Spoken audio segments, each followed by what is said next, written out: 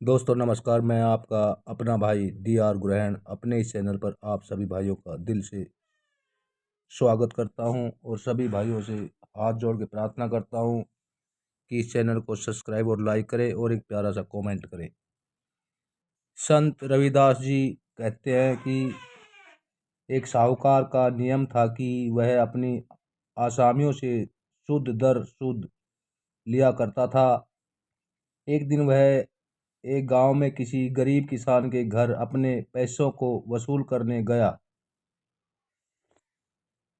ब्याज कम करने के लिए किसान ने बहुत जोर लगाया पर साहूकार ने एक न सुनी।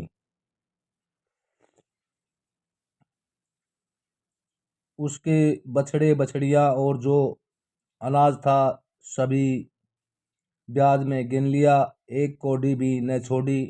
किसान ने दिल में कहा, अच्छा लाला, अब जा और अपना बिस्तर अपने आप उठाकर ले जा। साहूकार मजदूर ढूंढता रहा क्योंकि किसान ने उसके इस व्यवहार के कारण उसे कोई मजदूर लाकर नहीं दिया था। अब गांव में मजदूर कहाँ से मिले?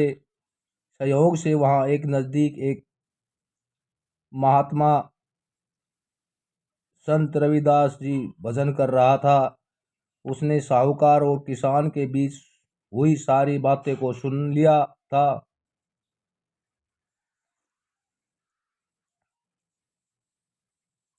महात्मा ने उस घमंडी साहूकार से कहा, मैं तेरा बिस्तर उठाकर ले चलता हूँ,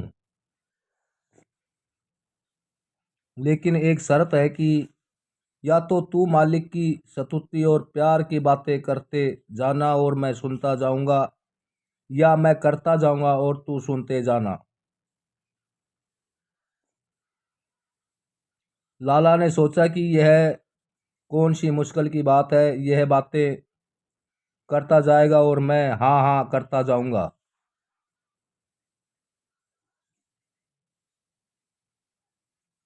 रविदास ने उसका बिस्तर उठा लिया और प्रभु प्रेम की बातें करते हुए चल पड़ा।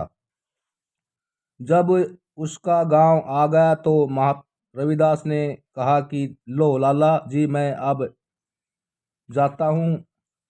पर रविदास ने दिल में सोचा कि यह भी क्या याद रखेगा कि मेरा किसी महात्मा से मिलाप हुआ था। इसलिए इसको कुछ बताना चाहिए। रविदास ने साहूकार से कहा, आज से 8 दिन के बाद तेरी मौत हो जाएगी। तेरी सारी उम्र में कोई अच्छे कर्म नहीं है। यह जो 1 घंटा मेरे साथ बातें की है वही एक श्रेष्ठ कर्म है। जब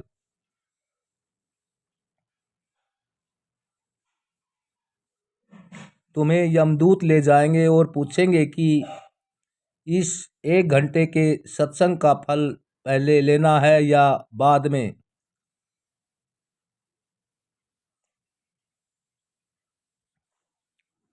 तब तुम कह देना कि पहले, और फल यही मांगना कि मुझे उस महात्मा के दर्शन कराओ। फिर जो होगा तुम खुद देख लोगे। जब मौत आई, धर्मराज के यमदूत आए और साहूकार को पकड़ कर ले गए। जब पेश हुआ तो धर्मराज ने चित्रगुप्त से कहा कि इसके कर्मों का लेखा देखो। उसका कोई श्रेष्ठ कर्म नहीं था सिवाय इसके कि उसने एक महात्मा के साथ 1 घंटा बातें की थी। धर्मराज ने पूछा कि तुझे इसका फल पहले लेना है कि बाद में? साहूकार ने कहने लगा कि पहले दे दो, और जहाँ पर जहाँ वह महात्मा है मुझे वहाँ ले चलो।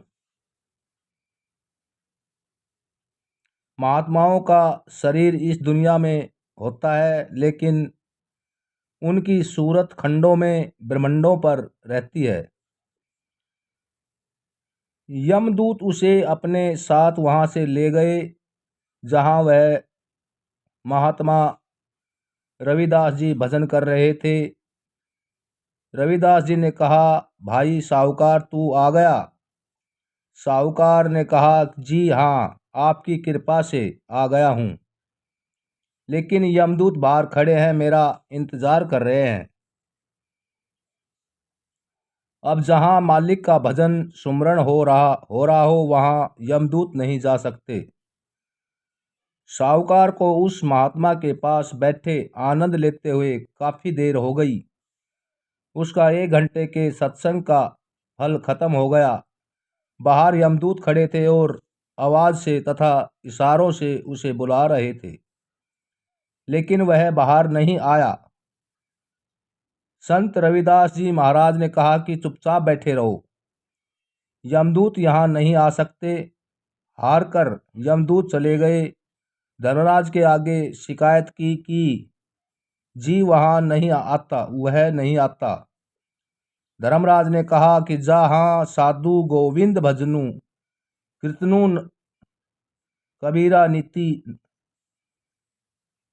ठण ठणहु हण छुट ही निकति न जाई अहू दूत है। अर्थात वहाँ न मैं जा सकता हूँ न तुम, इसलिए अब उसका ख्याल दो छोड़ दो। सो पूर्ण साधु के सत्संग के बराबर कोई कर्म नहीं है। बोल संत रविदास जी महाराज की जय हो।